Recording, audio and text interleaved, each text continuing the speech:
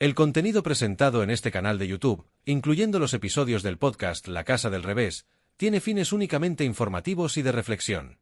Las opiniones expresadas por el presentador Joshua Gala y sus invitados son personales y no constituyen asesoramiento médico, profesional, legal ni psicológico.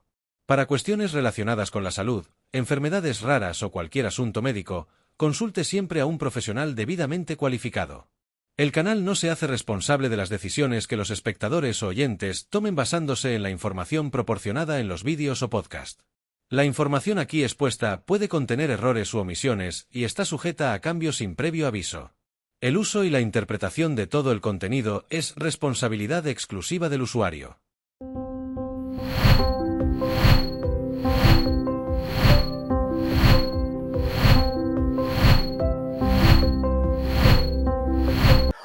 Hola, ¿qué tal? Sean bienvenidos de nuevo a vuestra casa, la Casa del Revés. Buenos días, buenas tardes, buenas noches, dependiendo del lugar que nos vengáis a visitar. Como digo, vuestra casa. Y nada, y como ustedes mismos me recomendáis, bueno, pues si sois tan amables, lo típico, suscribiros, darle el me gusta, compartir y comentar en la caja de diálogo. Para mí es un inmenso placer que visite en esta ocasión la Casa del Revés, Alberto. Alberto, como ya lo he dicho a micrófono cerrado, es una persona que curiosamente, bueno, pues la seguía, digamos, que ahora desvelaremos en qué.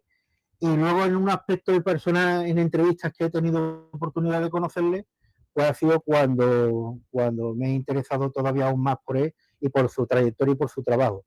Y curiosamente, bueno, pues su trabajo le permite tener una visión de nuestro mundo mucho más amplio de lo que, bueno, pues muchos seres humanos pudieran tener. La mayoría de nosotros vivimos en nuestro mundo, en nuestra casa, que en ocasiones, bueno, pues se encuentra, bueno, pues más allá de nuestras propias limitaciones, más allá de nuestras circunstancias y más allá de, bueno, de aquello que en un momento dado nos pueda rodear, ¿no? Y nada, pues lo dicho, Alberto, darte la bienvenida y muchísimas gracias por participar. Bueno, muchas gracias por contar conmigo y nada, dispuesto a tener una buena charla contigo. Genial. Da una breve da una breve pincelada por mi parte, pero él lo va a explicar ahora también. Él estuvo estudiando guitarra clásica en la Escuela de Música de Llanera. Si hay algo que en lo cual Sí, meta la pata, me lo dice. Eh, en el 97 comenzó a trabajar como guitarrista, ya vamos dando pinceladas, como guitarrista profesional en Avalanche, así como compositor, mira, letrista, arreglista, teclista. te lo matizo, en el Vale. 97 salió nuestro primer álbum. Empecé unos años Ajá, antes, 92, 93, más o menos, sí. genial. Y luego, pues, bueno, como comentaba, letrista, arreglista, teclista, productor y técnico de sonido con su propio estudio de grabación, Sí, Bunker Studio. así es. Eh, También ha sido guitarrista de la agrupación folk As Yaga. También ha participado en Student Parro y un largo etcétera que su currículum musical es bastante amplio. Eh, Antes de llegar a esta etapa de tu vida, ¿cómo fue tu infancia y tu adolescencia? ¿Qué fueron los gusanillos esos que empezaron a decir en mi cabeza empieza a sonar acorde? Bueno, pues de pequeñito me acuerdo que llegó un tío mío de la familia que era así bastante, era artista, tocaba un poquito y sobre todo se dedicaba a hacer pintura. Y llegó con un teclado a casa y bueno, pues el primer día que pillé un tecladito me lo dejó un poco, ya estaba tocando melodías, ya estaba yo. Y fue el teclado el primer instrumento que cayó en mis manos y que me dio un poco me dio para descubrir esa pasión que llevaba dentro. Entonces, en cuanto mis padres vieron que yo, o sea, que lo bien que se me daba, ya me compraron un teclado bueno, mayor, que todavía lo tengo por casa. Y ya me apuntaron a clases. Lo que pasa que en ese momento estaba más, como era más bien niño, pues estaba más a gusto desarrollando mi intuición que ya metiéndome en el tema de estudiar música, ¿no? Porque, bueno, como niño alma libre que no quiere que le sienten a estudiar lo que ellos digan, sino que yo quería tocar mis canciones, entender de a mi manera cómo funcionaba el tema de la armonía, etcétera, ¿no? Y quizá fue una cosa clave, ¿no? Porque pude desarrollar mucho mi intuición, sacar mis propias conclusiones con respecto a la música, a la armonía, etcétera. Y por ahí empecé a tocar el teclado. Luego con los años fui teclista en la parroquia, en la iglesia de la parroquia, no por convicción en ese momento de que yo creyera que fuera devoto de la iglesia ni nada, simplemente colaborando con la gente del pueblo, ¿no? Que me lo pidió el párroco y bueno, pues yo tocaba el teclado en la iglesia y luego ya acabé apuntándome a clases de guitarra. Y bueno, pues con 18 años empecé con la guitarra.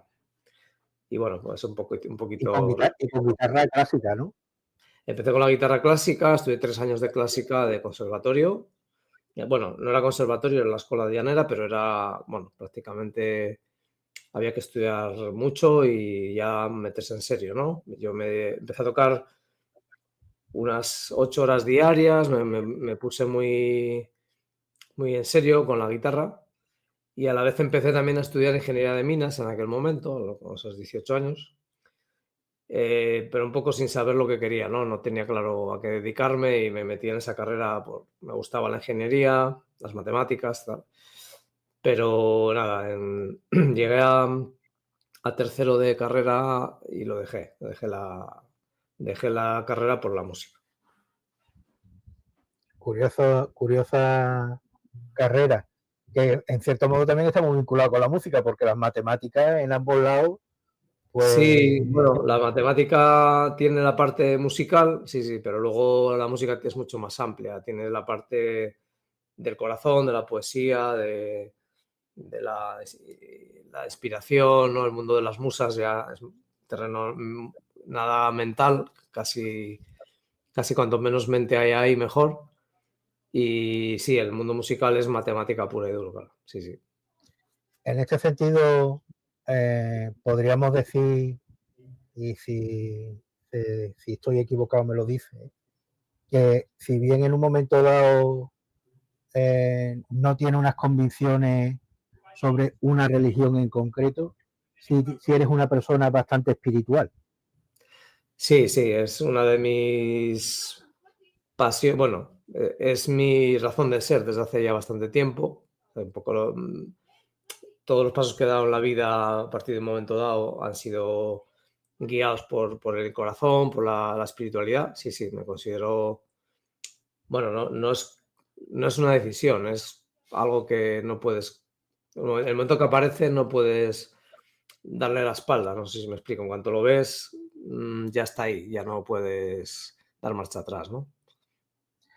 Eh, este podcast se llama La Casa del Revés, en un principio, porque yo en el 2007 tuve un punto de inflexión donde mi cabeza se volvió cabeza abajo por las circunstancias de salud, pero también a la vez porque nadie está exento en un momento dado de en cualquier, digamos, circunstancias de la vida, tener un giro de 180 grados, ¿no? De tener un Mm. punto de inflexión.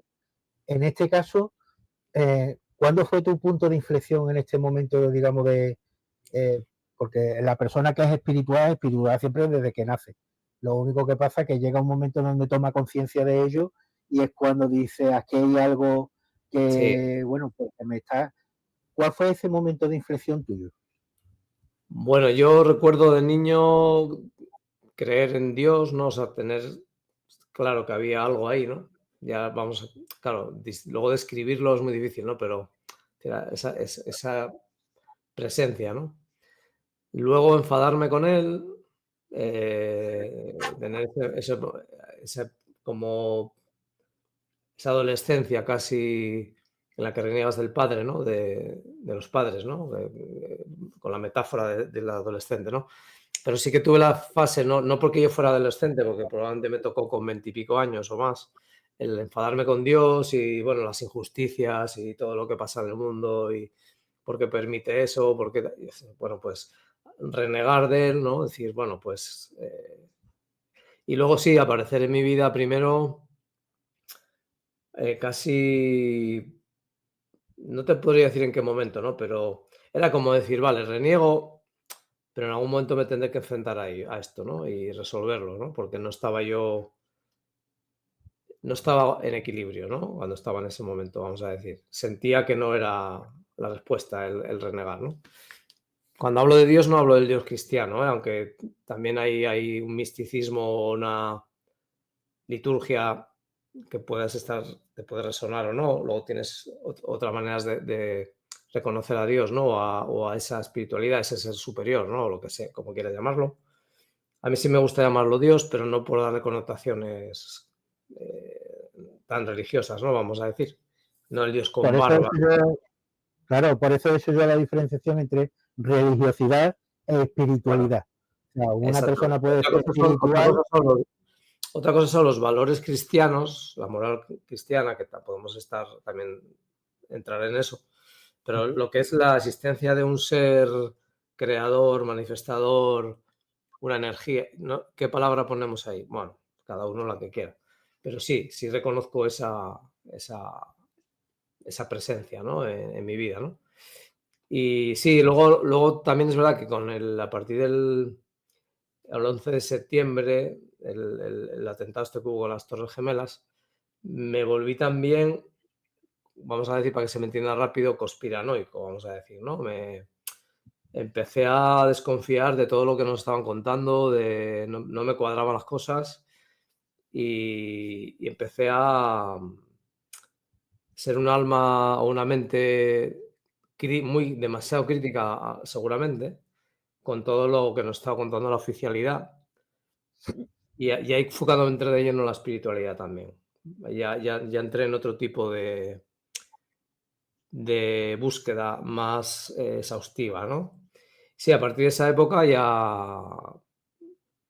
También con la muerte de mi padre, es verdad, sí, con la muerte de mi padre fue un tránsito duro y revelador también, ¿no? A la vez que doloroso, fue revelador, ¿no? Y ya a partir de ahí ya me quedé bastante en equilibrio y muy, no voy a decir a gusto, pero bueno, sí, en equilibrio con mi cosmovisión, vamos a decir, ¿no?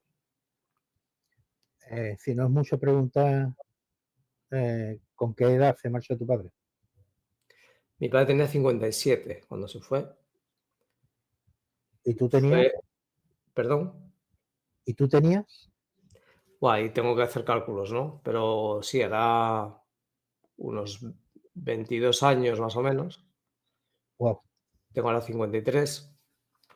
Y sí, fue un proceso de una enfermedad larga, 6 meses en el hospital Dios, y iba todos los días a verle y fue duro, muy duro, pero a la vez, bueno, una vez que ya pasó todo y después de pasar el duelo y todo, fue bastante, o sea, entendí como que su manera de irse fue su última lección, ¿no? Para mí, ¿no? Entonces al final, me- después de entender lo que me costó, me quedé en equilibrio, me quedé en un buen, ¿sabes? A gusto, no a gusto, no es la palabra, pero bueno, en equilibrio, sí. mm, te he preguntado esto porque en mi caso yo tenía 24 y él tenía 42. Mm, muy joven, sí, sí. O sea que por eso al mencionar, y también 6 meses. O sea, cuando has empezado a hablar, no he Mm. tenido, no, no he podido tener ese flashback Sí, de, sí, de, de traer, de traer recuerdos. es algo que es ley de vida, ¿no? Que el padre se vaya antes, es un trance que hay que pasar y lo suyo es pasarlo, que no es al revés, ¿no? Y, pero para mí fue una lección, como te digo, reveladora. En el momento no lo fue muy doloroso, claro, pero luego con los años tuve la oportunidad buscar mucho, o sea, estuve buscando respuestas a todo lo pasado, ¿por qué? Con las ganas de volver a enfadarme con Dios y todo esto, ¿no? Y luego, bueno, pues curiosamente a través de mis sueños vino mi padre a reñirme y a pedirme que espabilara, ¿no? Para que se me entienda. Y fue revelador, fue a través de soñar con él y que viniese él a hablar conmigo cuando entendí todo, ¿no? Qué bueno. Llegado a este punto, me es inevitable hacerte una pregunta que a mí personalmente de un tiempo para esta parte me viene rondando. ¿Por qué los malos ganan o parece serlo? Es una buena pregunta, ¿no? Yo no creo que ganen. Yo creo que el yin y el yang, el mundo dual en el que vivimos, la verdad y la mentira conviven, la bondad y la maldad también, y necesitamos de la maldad para que la bondad se pueda autopercibir y, o sea, tenemos que discernir, ¿no?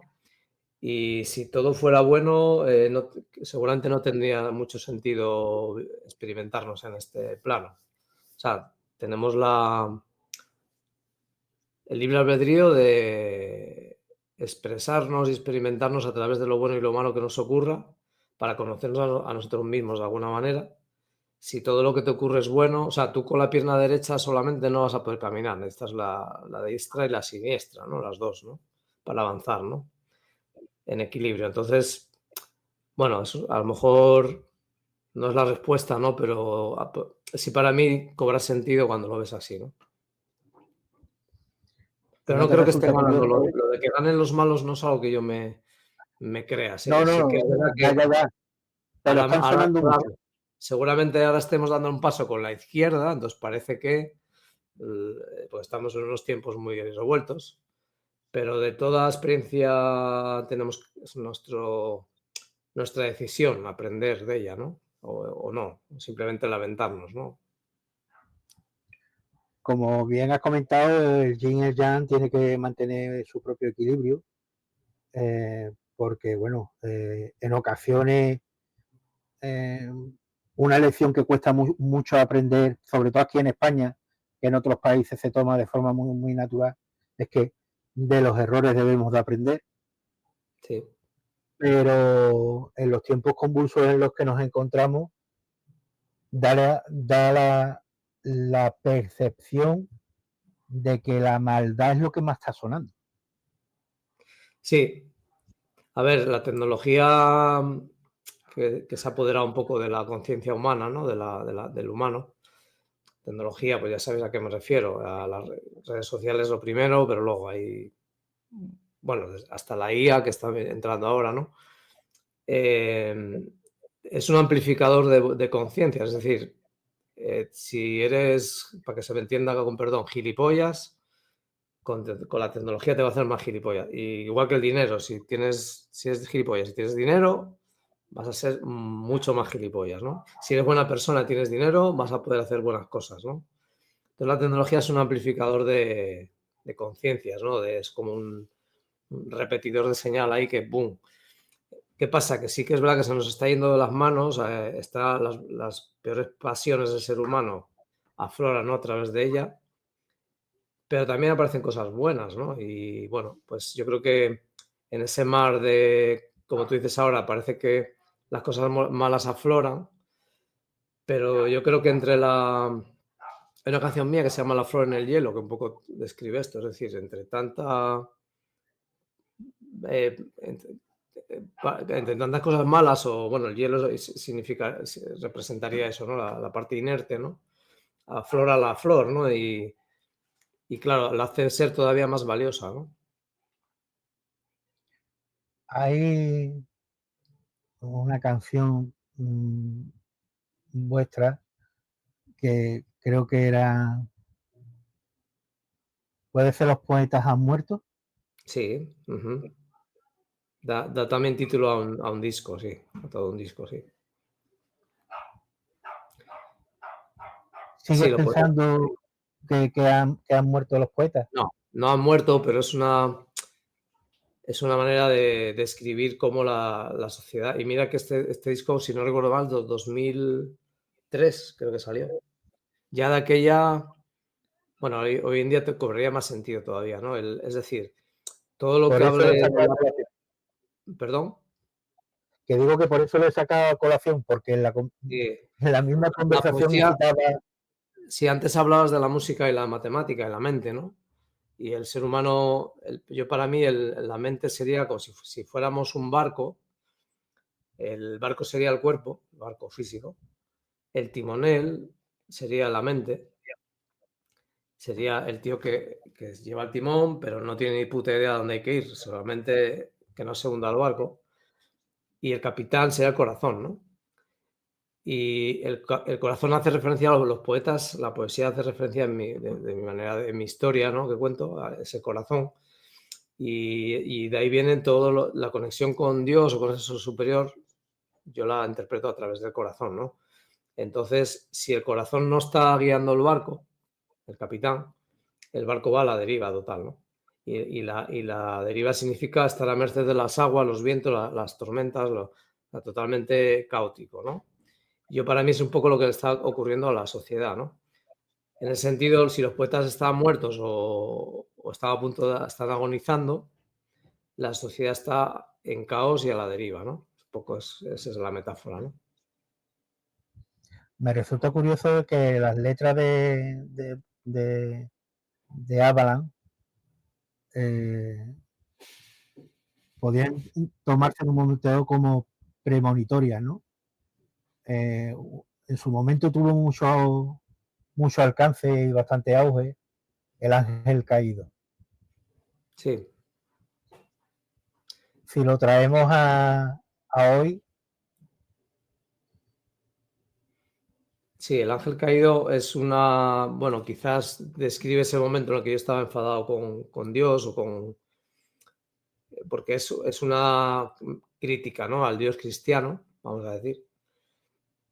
Y el ángel caído simboliza, pues, bueno, el ángel caído, que en la canción se enfada con Dios, quiere ser libre, quiere vivir. Bueno, sí es verdad que sí, describe esa dualidad, trata a Dios como si fuera otro hombre, un ser humano superior, pero con características humanas, ¿no? Y sí, es una crítica a ese Dios que te decía antes, ¿no? Es muy bíblico también, tiene esas connotaciones, pero bueno, creo que es un diálogo con uno mismo sano, ¿no? Que hay que tener también. Pero bueno, hay que ser crítico con todo, pues en este caso también con ese Dios que nos plantean, ¿no? Sí, en ese disco, bueno, pues es como plasmar en el disco todo ese enfado que yo tenía, ¿no? eh, siguiendo con la musicalidad y dentro de esa espiritualidad que tú te afloró y llevas a gala, curiosamente tenemos otro título que es Torquemada. Ujú. ¿Quién Sí. sería Torquemada? Bueno, ese disco todavía es anterior, forma parte del disco Llanto de un héroe y es un disco muy de búsqueda interior, pero a través de personajes míticos de la historia española, ¿no? De la Edad Media. Bueno, o sea, está el Cid, está Cambaral, que es un personaje de leyenda también asturiano, están las Shanas, que son personajes mitológicos, está Alcama, que era está Pelayo, y Alcama es el militar que fue derrotado en la batalla de Covadonga, aquí con Pelayo, según la leyenda, ¿no? O la historia. Y está Torquemada. Torquemada pues representa la parte más oscura de la iglesia, ¿no? En aquella época. Y bueno, sí, también. Pero no era tan pretencioso espiritualmente en aquel momento, simplemente me describía a mí mismo a través de esos personajes históricos o intentaba plasmar lo que diría yo si yo fuera ese personaje en aquel momento. Bueno, jugaba a meterme sus ropas, ¿no? En la ropa de aquellos personajes y expresarme a través de ellos, ¿no?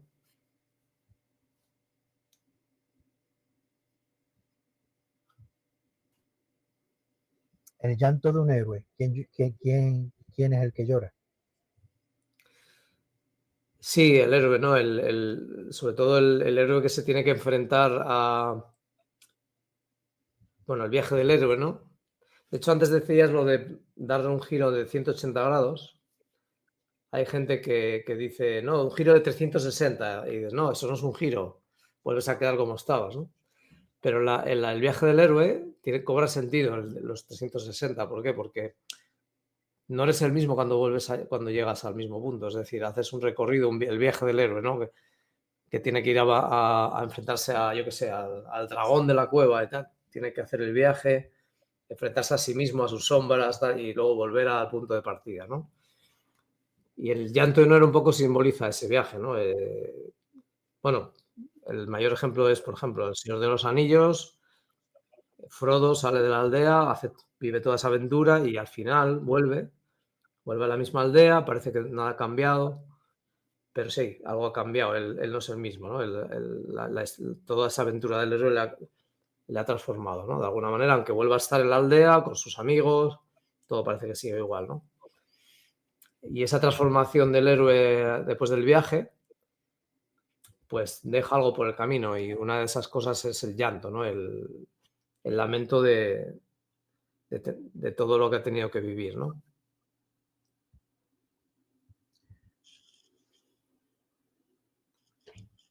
Dedicas a otro tema que es a la alquimia. ¿Eso está orientado a esa transformación interna? Sí, a ver, la alquimia, no sé si me haces la pregunta por la banda Alquimia, que es un proyecto que también tuve, o por la Sí, alquimia como claro. tal, que también la he experimentado, o sea, por las Ambas, dos cosas. ambas cosas, porque creo que en un momento dado pueden estar relacionados ambas circunstancias. La Bueno, tuve un transformación proyecto, interior de ello más la proposición de proyecto alquimia. bueno, el proyecto Alquimia musical, sí, pues hubo un parón en Avalanche y me dediqué a sacar ese proyecto adelante, que es más personal todavía, aunque bueno, Avalanche también es personal. Pero en Alquimia, de hecho, el primer disco era Alquimia de Alberto Rionda, era un poco el nombre, y luego ya el segundo disco lo llamé solamente Alquimia, el proyecto, ¿no? Bueno, Alquimia hace referencia a una transformación personal, ¿no? La alquimia es una metáfora también de la transformación personal del humano, a través de la búsqueda de la piedra filosofal, que intenta manejar dos conceptos, ¿no? El aquí y ahora, ¿no? El tiempo y el espacio, ¿no? El tiempo porque quiere vivir eternamente y el espacio representado por la materia porque quiere conseguir transformar cualquier metal en oro, ¿no? Es como dominar la materia y dominar el tiempo, la eternidad, ¿no? Que al final es un poco el símbolo. Y sí, la alquimia siempre me ha interesado, la verdad, desde hace ya muchos años. He tenido ocasión de estudiarla bastante. Y sí, muy, muy reveladora, pero no deja de ser también una metáfora, no hay que tomarla literalmente, ¿no? Eh, Dentro del género musical, bueno, pues eh, que aunque se mantiene, no está en el mismo auge o palestra como años atrás, que es el caso, por ejemplo, de los cantautores, pero en el caso del rock, del metal, hay ocasiones donde, y puedo estar muy equivocado, me recuerda una evolución a los trovadores, aquellos que iban por los pueblos tratando de contar historias de la realidad del momento. Eh, ¿Llegas a considerarte algo de trovador o voy muy equivocado? Bueno, seguramente, aunque lo vivamos de manera muy diferente. Entiendo que un trovador de la época, bueno, no tenía que ser nada fácil, ¿no? Pero bueno, sí, yo intento expresarme a través de la música. Desde el primer momento que me dediqué a hacer canciones, que creo que es de todo lo que has dicho al principio, ¿no?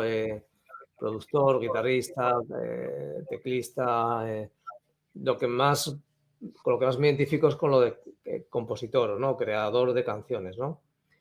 Y era mi manera de hacer mis viajes místicos, no viajes astrales, pero casi, ¿no? Porque cuando me ponía a componer era cuando mi mente y mi ser volaban por los mundos de las musas, ¿no? Y de repente me veía con una canción entre mis manos y me preguntaba de dónde venía esa canción, si la había creado yo, si la había descargado de la nube, si tenía algún sentido, algunas cosas que había escrito que no sabía ni de dónde venían. Y luego te das cuenta que sí tienen todo sentido, ¿no? Entonces,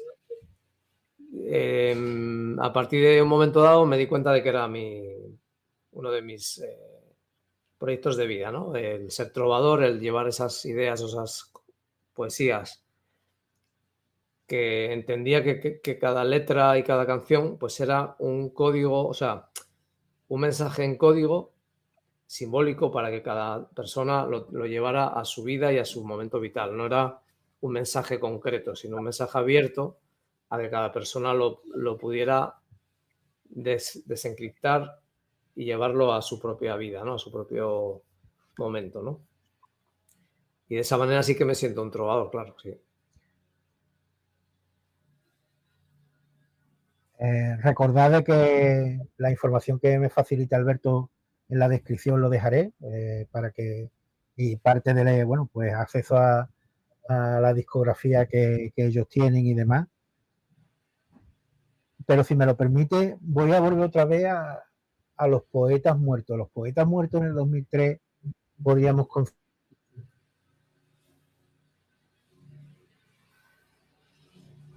considerarlo por aquello de la falta del materialismo que quería dar a conocer, la frialdad social que empezaba a manifestarse, que hoy en día se ha transformado en un individualismo absoluto.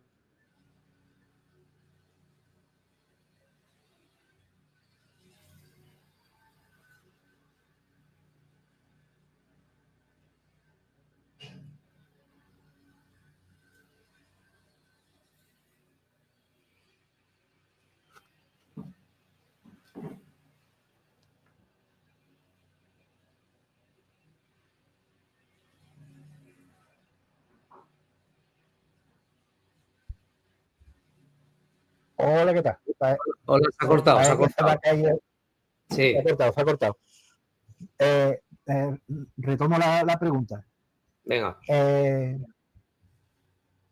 Te comentaba de que haciendo otra vez una retrospectiva y volviendo al 2003, en Los Poetas Muertos, te preguntaba que, bueno, que si en esta ocasión también era un punto de inflexión musical para reivindicar, bueno, pues la falta de sensibilidad que se estaba materializando, digamos, la sociedad en general, el materialismo que se estaba, digamos, cristalizando o materializando a lo que llegamos hoy en día, y a esa frialdad social, a ese individualismo donde nuestro ombligo está por encima de los demás. Sí, bueno, uno nunca sabe de qué manera puede contribuir a que sus letras inspiren a la gente de manera positiva o en el buen camino. El ser humano está lleno de contradicciones, ¿no? Por un lado, un individualismo mal entendido pues te puede llevar por el mal camino. Seguramente un colectivismo mal entendido también. Y un individualismo y un colectivismo bien entendido puede ser la clave, ¿no?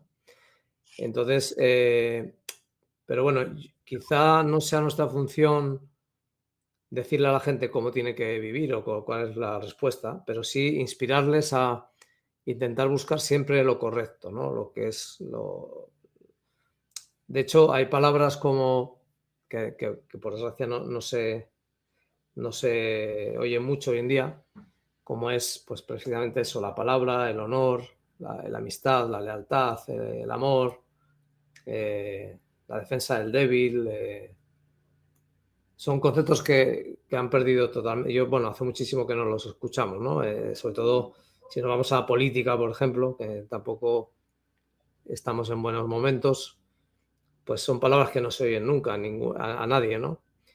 Y que quizá yo echo en falta porque creo que por encima de ninguna ideología, pues el ser humano tiene que reconocerse en los buenos actos, en las causas nobles. Y todo esto hoy en día, ya desde entonces, desde que salió ese disco que comentas, pero hoy en día todavía estamos, creo que peor todavía, ¿no? Que en aquel momento. Y yo creo que la poesía, las palabras inspiradoras, los mensajes que potencien la bondad del ser humano, pues son muy necesarios, ¿no? Y ese disco es lo que he intentado. Bueno, ese disco, y desde entonces todas las canciones que hago intentan potenciar eso, ¿no? Si tuvieras que elegir una experiencia personal, un recuerdo que haya definido tu estilo de música, ¿cuál sería y por qué? Yo creo que ha sido la guitarra eléctrica. Cuando yo tocaba la guitarra clásica y me encantaba, y toda la música que tocaba, que era de compositores clásicos, etcétera. Pero un día cayó en mis manos una guitarra eléctrica, un amplificador, y sentí como una transformación. Y claro, la guitarra eléctrica se expresa muy bien en el rock, en el metal, ¿no? Están los guitarristas más virtuosos, seguramente. Y yo me fijaba en esos guitarristas, y entonces a través de mi aprendizaje de la guitarra eléctrica, cuando me di cuenta estaba escuchando rock y metal, ¿no? No por el estilo en sí mismo, sino porque ahí estaban mis referentes, ¿no? Y entonces, claro, esa música me enganchó, y ya cuando me salí de mi momento estudiante y me quise ya dedicar a hacer música en serio, era la música que más me motivaba, ¿no? El estilo que más me motivaba. Eh, para quien nos escucha.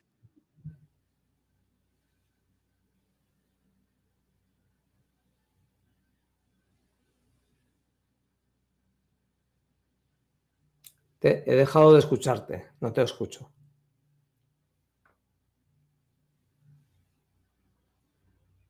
Se ha cortado ahí. Te veo A bien, ver, pero no te escucho. Ahora sí, ahora sí. A ver. ¿me escuchas ahora? Ahora sí, ahora sí. Vale, que comentaba que para quien nos escucha, para quien sigue la Casa del Revés, bueno, pues eh, como anécdota contar de que Alberto está considerado como el mejor guitarrista de España. Solo tenéis que buscar y encontraríais en la hemeroteca. No, no en este momento, sino en su momento. Hubo un año en el que fui elegido mejor guitarrista. Sí, ahora ya no. Ahora ya he sido superado. Sí, sí. Se ha dejado de escuchar otra vez. Algo pasa ahí con el micro.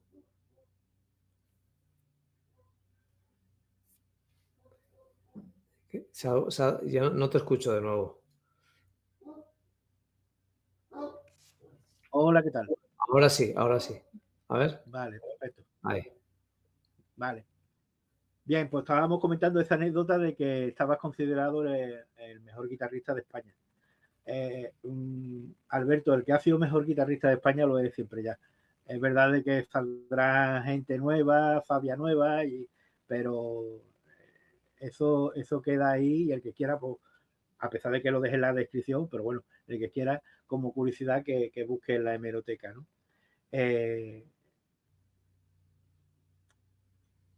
Como dice mucho, la guitarra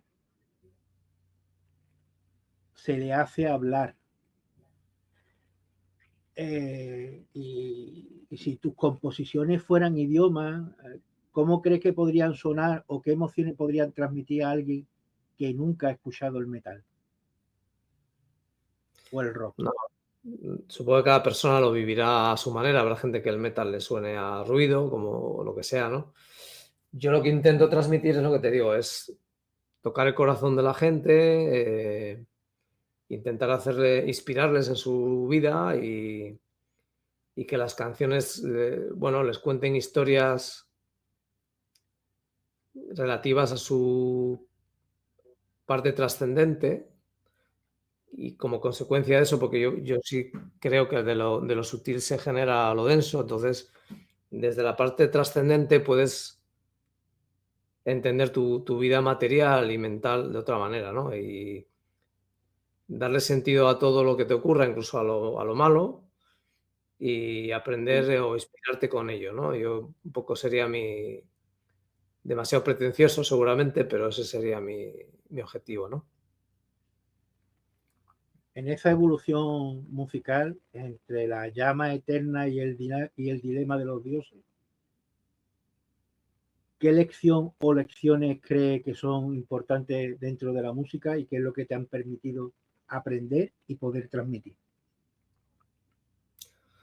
Bueno, aprender, sobre todo en una primera etapa, muchas horas de estudio. Como te digo, estuve varios años tocando, no te voy a exagerar, pero mínimo 12 horas diarias. O sea, solo dormía y me alimentaba y el resto era tocar, tocar, tocar, tocar. Estuve como unos 4 o 5 años haciendo eso, hasta que un día dije, coño, hay vida fuera de mi habitación. Y ya me dediqué a buscar otros músicos y a emprender un camino, ¿no? Musical. Y bueno, después de ese primer momento de aprendizaje, pues luego ya tuve otro momento y sigo en él de autodescubrimiento como ser humano, como músico, como artista, ¿no? Y ahora, pues, con este último disco, El Dilema de los Dioses, y ahora ya estamos en la gira de 30 aniversario ya de Avalanche, pues simplemente ya es un momento en el que puedo echar la vista atrás y reconocerme en el camino que he hecho, ¿no? Ya ha pasado suficiente tiempo como para poder echar la vista atrás, cuando hasta ahora probablemente solamente iba mirando hacia adelante. Y bueno, sí me siento orgulloso de lo que he hecho. Creo que lo que te comentaba que intento plasmar en mis canciones, ahí está. Pero también siento que, bueno, que tengo cosas por contar todavía. Pero sí que estoy con la sensación del trabajo bien hecho, ¿no? De, bueno, haber hecho lo que mi corazón me dictaba, ¿no? Y plasmarlo en esa discografía de tantas canciones, ¿no?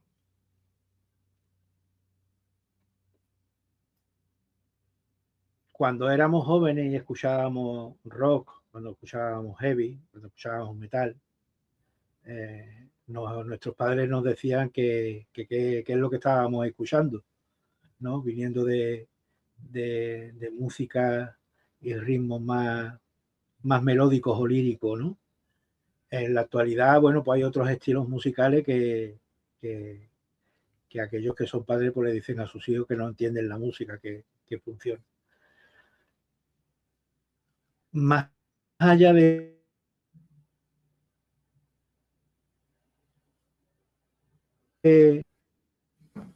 ¿qué crees que le falta a la música actual? Porque una de las cosas que yo percibo, y como digo siempre, puedo estar muy equivocado, es que se hace una música de un consumismo muy acérrimo, o sea, de escuchar música a muy alta velocidad, de muy corta duración, para que pueda seguir escuchando más música y algunas veces incluso con, con letras muy repetitivas. En algunas ocasiones creo que rozando un poco los obscenos, pero bueno, como dice que el libro de los gustos está escrito en blanco, pues a lo mejor es que yo ya por mi edad hay cosas que se me escapan, ¿no? Pero ¿no crees que vamos muy acelerados en ese terreno? Bueno, hay varias maneras de enfocar esta cuestión, ¿no? Desde mi punto de vista, la música juega un papel muy importante, aun siendo como tú dices, muy básica y, bueno, de hecho, si te fijas, se dice que forma parte de la industria del entretenimiento y esa palabra, si te fijas, ¿no? Entretenimiento, ¿no? Es como una trampa, ¿no? Es decir, la música efectivamente podría tener un papel muchísimo más profundo, ¿no? En la sociedad. De hecho, sí, para quien lo quiera encontrar también lo tiene. Hay música para todos los gustos, solo que te ponen en la boca la que te ponen y mucha gente se queda ahí. Pero sí, aun siendo muy básico y vacía en valores, etcétera, sí tiene un papel importante en el sentido que la música es uno de los pocos, de las pocas dimensiones artísticas que el ser humano puede experimentar, donde puede poner en comunidad o en comunión a mucha gente, ¿no? Un concierto de música es un momento donde miles de personas se ponen a cantar o sincronizan sus corazones. De hecho, las neurociencias también nos lo cuenta esto, ¿no? Y así como, por ejemplo, el deporte, tienes un estadio de fútbol con la mitad enfrentada a la otra mitad, en la música tienes a todos en la misma sintonía, aunque sea para cantar una canción de mierda, con perdón, pero sí que juega un papel de comunidad, de comunión, de integración de la gente, aunque sea en pos de una canción, como te digo, muy básica o con letras muy banales, pero aún así ese papel lo hace, ¿no? Entonces, por ahí es una de las pocas herramientas que tenemos para que el ser humano viva en comunión algunos momentos, ¿no? Dicho eso, como parte buena, también es una trampa en el sentido de que por lo menos es como tener en tus manos la capa de Superman que te podría hacer volar y usarla de mantel para comerte una hamburguesa de McDonald's, ¿no? Por decirlo metafóricamente. Es como con la música bien entendida podríamos hacer que el ser humano se expandiera y tuviera una experiencia mística y trascendente y la utilizamos para otras cosas, ¿no? Mucho más superficiales, ¿no? Es una lástima, pero cuanto menos eso lo tenemos. Sin desmerecer ningún escenario que hayas pisado, porque todos creo que merecen su respeto. ¿Cuál ha sido el momento más intenso y emocionante para ti que has vivido encima de uno de ellos? He tenido varios, ¿no? Quizá, bueno, la primera vez que llenamos una plaza de toros en Ecuador, en Quito, la plaza de toros de Quito, fue nuestro primer concierto en el año 2003, precisamente, creo que fue, no recuerdo ahora, creo que sí. Fue un momento total, ¿no? Porque ver que la banda llena toda una plaza de toros en una ciudad a miles de kilómetros de mi casa, ¿no? Fue un momento, creo que quizás sea ese, ¿no? El momento más así que recuerde. Luego hubo conciertos más grandes. Recuerdo tocando con Scorpions en México, hablaban de más de 15.000 personas, con todas las televisiones y periodistas y tal. Pero sí que el primero que recuerdo es el de Quito, en Ecuador. Si fuera posible, porque así se reunieran esas circunstancias, de invitar por tu parte a cualquier artista de cualquier disciplina, de pintura, de cine, de literatura,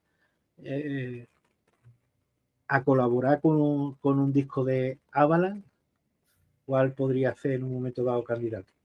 O candidatos.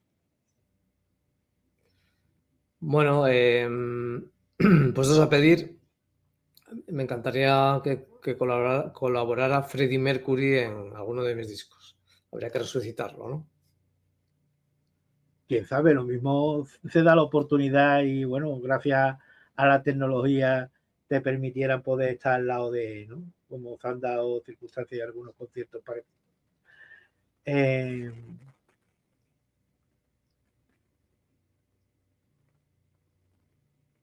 Tienes estudio propio, Sí. realizas producciones complejas. tienes que manejar tecnología y técnicas de grabación en ocasiones bastante arduas. En esta trayectoria musical, ¿qué instrumento o herramienta musical te ha sorprendido más? Bueno, la verdad que ha cambiado muchísimo la tecnología, como bien dices, yo estoy aquí ahora en mi estudio. Bueno, a ver si te puedo mostrar para que lo vea la gente. Ahí se ve. Entonces, sí que en estos años ha cambiado muchísimo la tecnología, ha aportado muchísimo. Yo viví la transición del analógico al digital. El analógico, lo que tenemos una edad, habrá gente que nos vea que no sepa de qué hablamos, pero aunque no os lo creáis, hubo un tiempo en el que hacías unas fotos y hasta mes y medio después o unas semanas no podías ver. Había que revelar las fotos. Bueno, eso era una odisea, ¿no? Ahora tenemos 50.000 fotos en el teléfono, ¿no? Pues a mí me tocó vivir esa transición. Entonces ahora cualquier cosa, en el momento que se hizo digital la música y de repente tienes una orquesta sinfónica con un dedo en el teclado, suena toda la orquesta, ¿no? Es decir, todo eso ha sido una revolución. Al igual que lo es la IA, que va a cambiarlo todo, ya lo ha cambiado, ¿no? Y lo que nos queda. Yo para mí, la verdad es que la magia está ahora mismo para mí como compositor y productor en que tengo al alcance de mis manos, el momento que estoy inspirado, pues tengo la guitarra, tengo el bajo, tengo el teclado aquí, tengo una batería que la puedo programar, tengo cualquier instrumento que quiera en el momento voy al sampler y lo tengo sonando. Inclusive puedes escuchar tus ideas y tu creación, la puedes escuchar en el momento, prácticamente lo tocas y lo escuchas. Decides si está bien, lo cambias.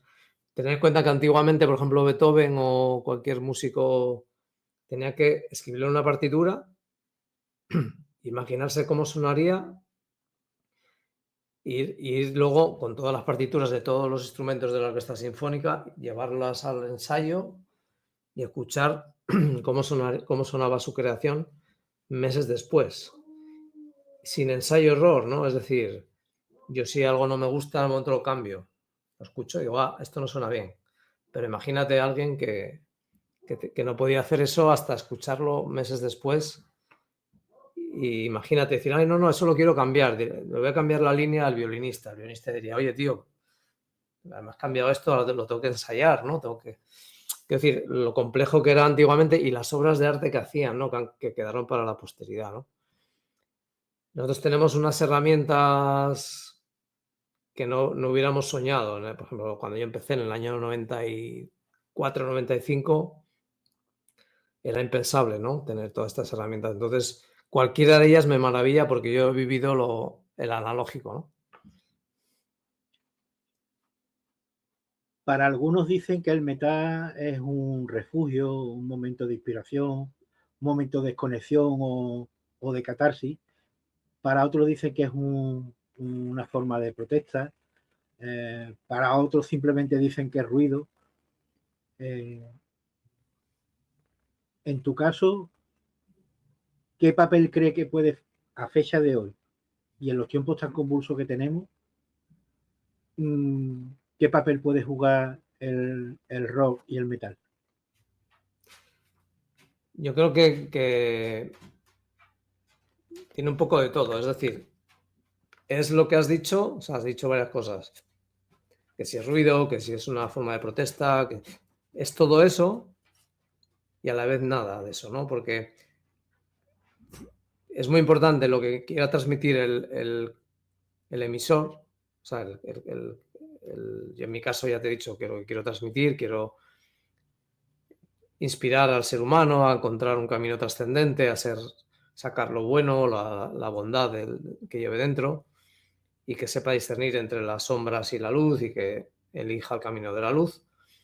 Pero luego el receptor también tiene un papel muy importante y al final va a ser el receptor el que decodifique el mensaje y lo lleve al terreno que quiera. yo puedo escuchar una canción de Queen y para mí elevarme espiritualmente a vete a saber dónde, y a lo mejor otro lo escucha y es ruido. O sea, dependemos está claro, de la intención del emisor, pero luego el receptor va a hacer lo que quiera con ello. Y hay gente que a lo mejor tiene una experiencia mística con una canción de reggaetón, pero no es mi caso, ¿no? Entonces, creo que ahí el ser humano es muy complejo y no hay una respuesta cerrada, ¿no? Al final cada uno, dependiendo del emisor y del receptor, va a vivirlo a su manera, ¿no?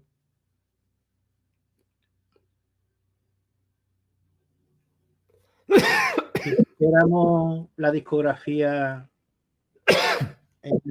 en una caja del tiempo y esa caja del tiempo la abriera alguien dentro de 50 años o 100, ¿qué te gustaría que esos oídos de esa fecha se llevaran de tu música? Sí, lo que te comento, ¿no? Me gustaría que mi música sirviera para inspirar a las personas, que pudieran, sobre todo, inspirarles. El camino de cada uno es personal e intransferible y no te vas a poner nunca a poder ponerte en los zapatos de nadie, pero sobre todo que en el momento vital de cada uno que esté viviendo cuando escuche mis canciones, pues que le pueda inspirar a dar el siguiente paso en la dirección del propósito, ¿no? De su vida, ¿no?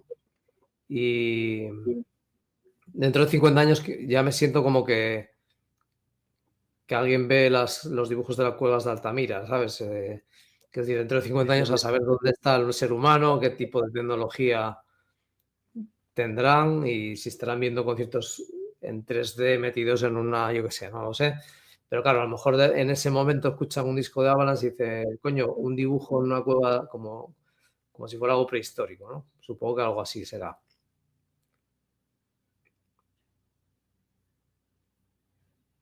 Se dice y se cuenta de que el que es músico se marcha haciendo músico. En tu próximo álbum, que probablemente esté en tu cabeza, se materialice o no, y si fuera un lugar físico, ¿cuál sería? Vuelvo a hacerme la pregunta, a ver si la entiendo bien. Vale. Digo que el que es músico pues, se marcha haciendo músico. Sí. Entonces, está claro de que se haga realidad porque se materialice o no se haga realidad, en tu cabeza ya se encuentra un próximo disco, un próximo Sí. tema. Uh-huh.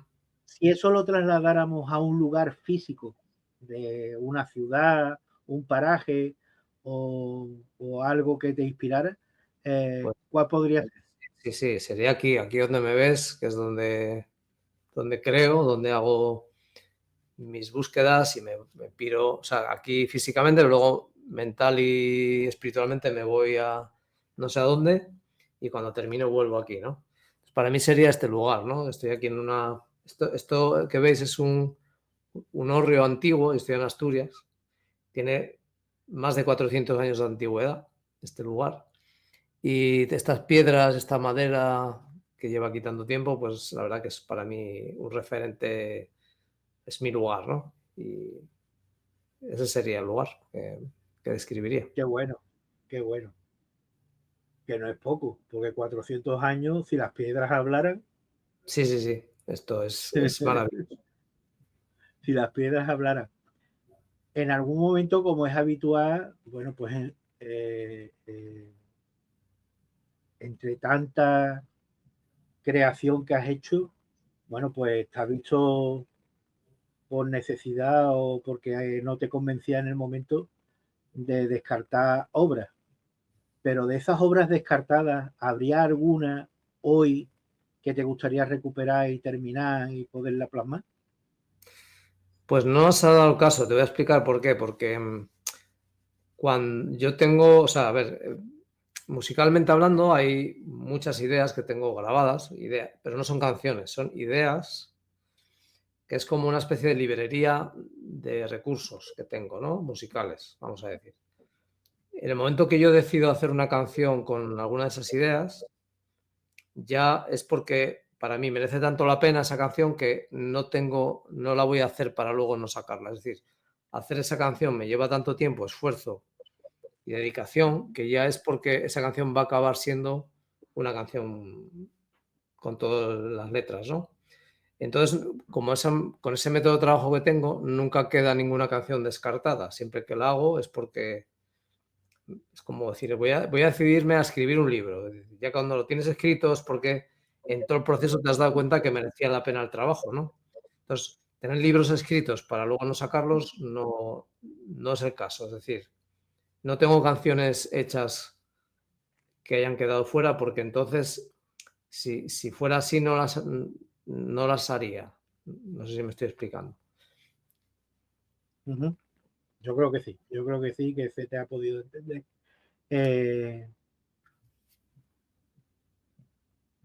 Si fuera posible de contar, ¿tienes alguna rutina o algún tipo de ritual diario que diga, esto lo hago porque antes de sentarme y poder eh, crear o directamente No, queda rutina un no. momento?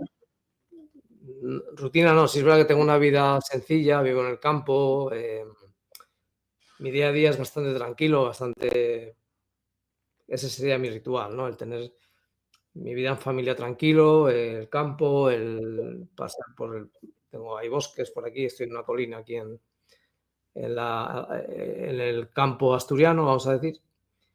Y sí, pues mi día a día, pues tengo mi chimenea con leña, tengo mis animales, tengo la verdad que una vida muy tranquila y quizá todo eso forme parte de ese momento de inspiración, ¿no?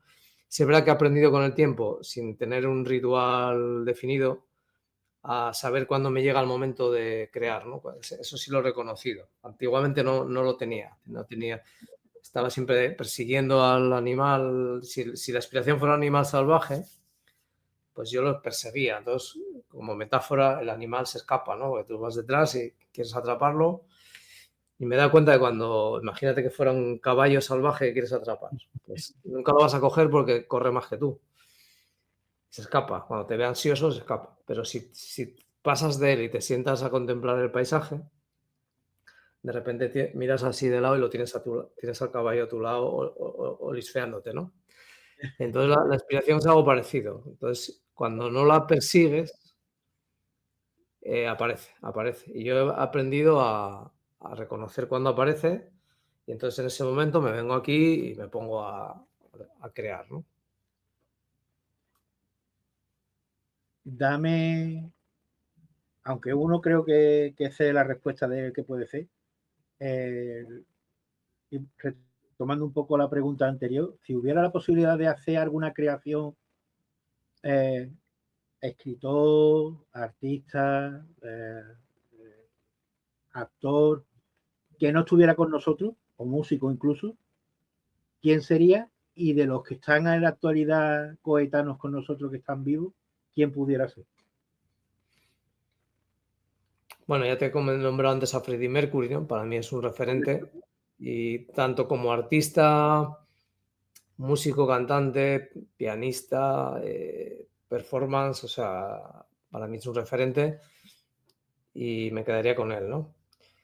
De los que están vivos, no sabría decirte, pero hay sobre todo guitarristas, ¿no? Que me han inspirado mucho y aunque suene redundante, seguramente me quedaría con Brian May, ¿no? El guitarrista también, ¿no? De Queen, que me ha transmitido muchísimo y he aprendido mucho con sus canciones también y con su manera de tocar, ¿no?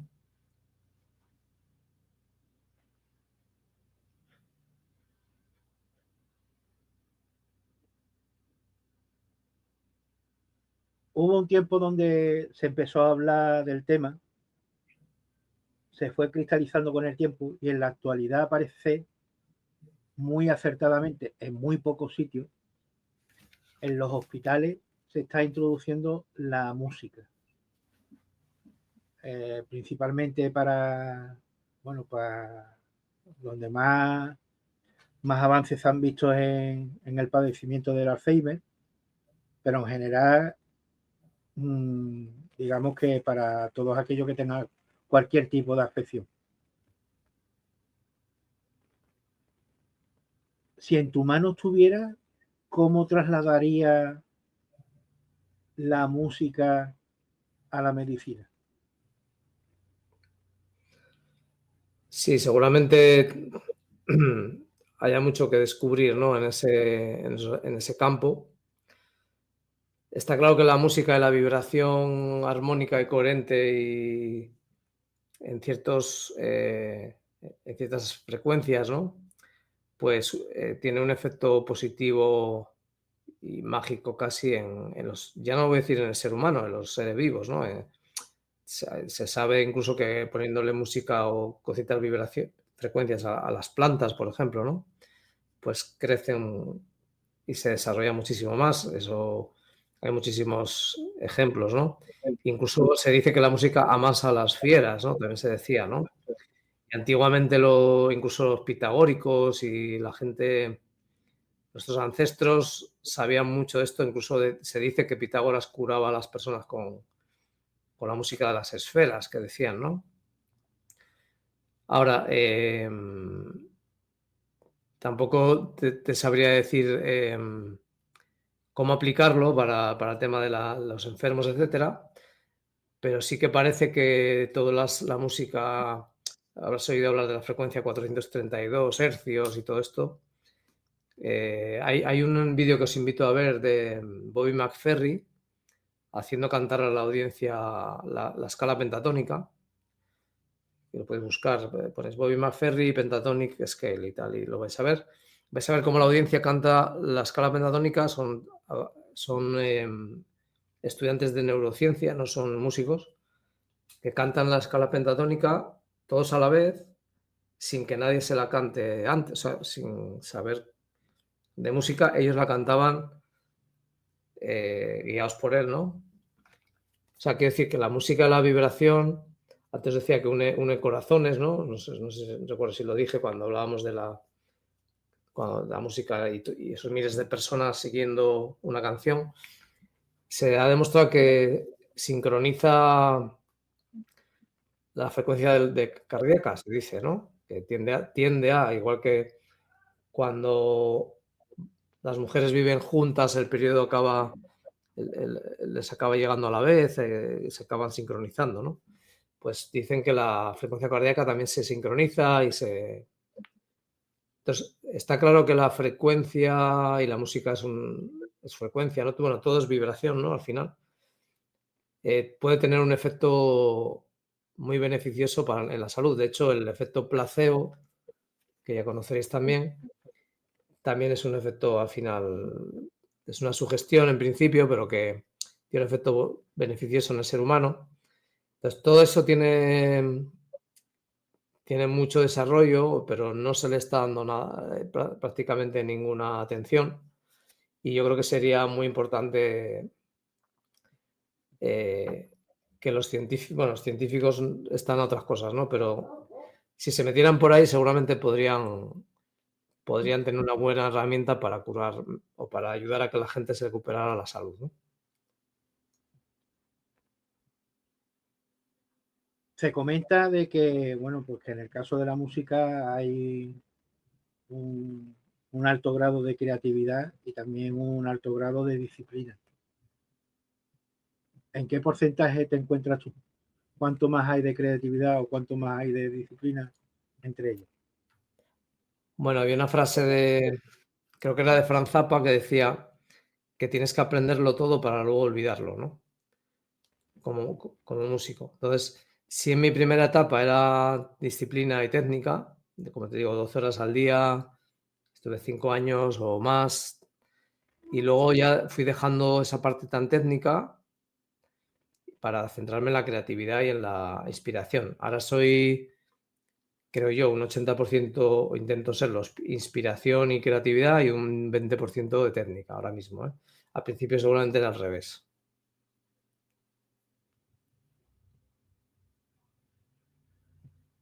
¿Soledad y creatividad tienen que estar juntas o no es necesario? No, si tienes a alguien contigo que estés en sintonía, que te pueda inspirar, otro músico, la propia banda, y estáis en sintonía, sí se puede crear cosas muy bonitas. yo personalmente me encuentro muy a gusto cuando estoy solo, porque intento plasmar eso que te digo que vas a buscar, que son, no sé, las musas o no sabes muy bien. Y en ese momento me encuentro muy a gusto, pero sí he tenido momentos de creatividad con más gente muy buenos también.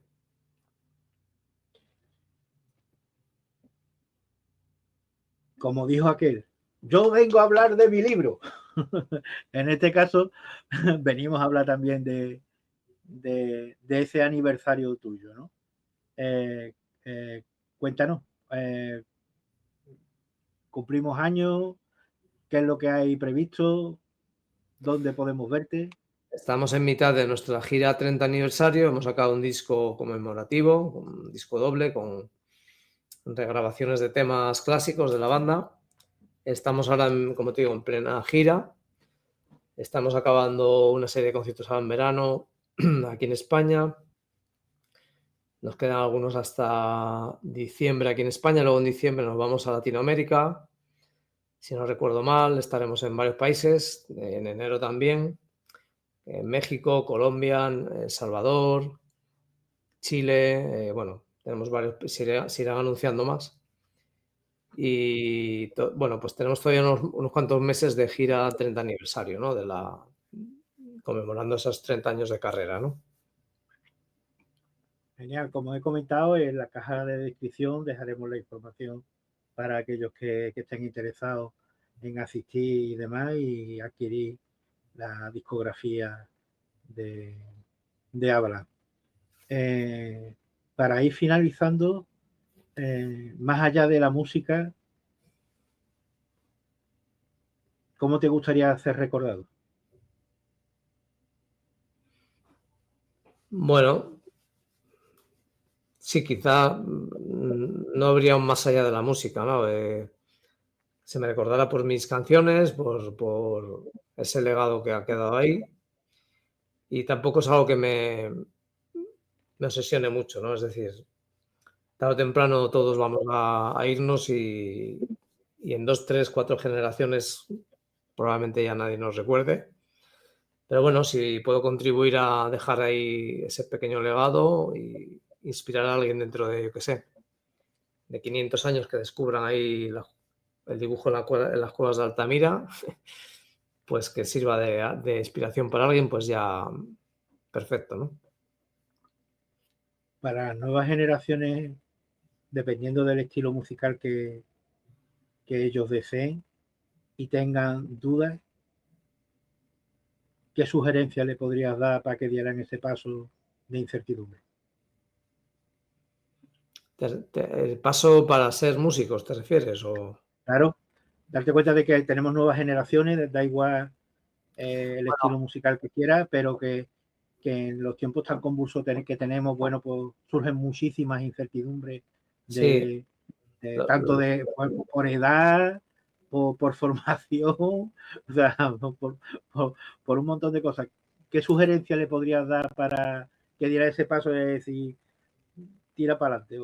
bueno, yo la carrera de creador o compositor o músico la concibo en principio como una herramienta de autoconocimiento donde vas a poder descubrirte en tu dimensión más trascendente. Es una manera de enfocarlo y es como lo he enfocado en mi caso. Teniendo en cuenta que ahora con las IAs y todo lo que se viene, probablemente los creadores van a ser desbancados y van a empezar a hacer canciones las IAs seguramente en breve. Entonces, eso no debería desviarnos del camino si la herramienta de creación la utilizas como un camino de autoconocimiento, es decir, haces la canción para descubrirte a ti en una dimensión más trascendente y luego una vez que la tienes puedes inspirar a otros con ello, ¿no? Entonces, si te enfocas en eso, va a merecer la pena, ¿no? El camino. Si te enfocas en otras cosas, pues igual te desesperas al ver que una IA hace 20 canciones en 10 segundos y incluso a veces mejores que las tuyas, seguramente. Pero si el objetivo de hacer la canción es tu propia búsqueda, eso no te tiene que despistar del camino, ¿no? Genial. Como suelo decir a la mayoría de los que visitan la Casa del Revés, si me lo permite, no te voy a decir un adiós, sino te voy a decir un hasta luego, porque me gustaría que volvieras a visitar la Casa del Revés. Esperaremos que terminen la gira el próximo año y así nos cuenta un poco más el balance y hablaríamos de otros temas más centrados en la vida cotidiana, si te parece bien, en la vida mundana. Y como te estoy diciendo un hasta luego, pues si eres tan amable, finaliza tú el podcast para la próxima ocasión. Bueno, pues muchas gracias por tu invitación.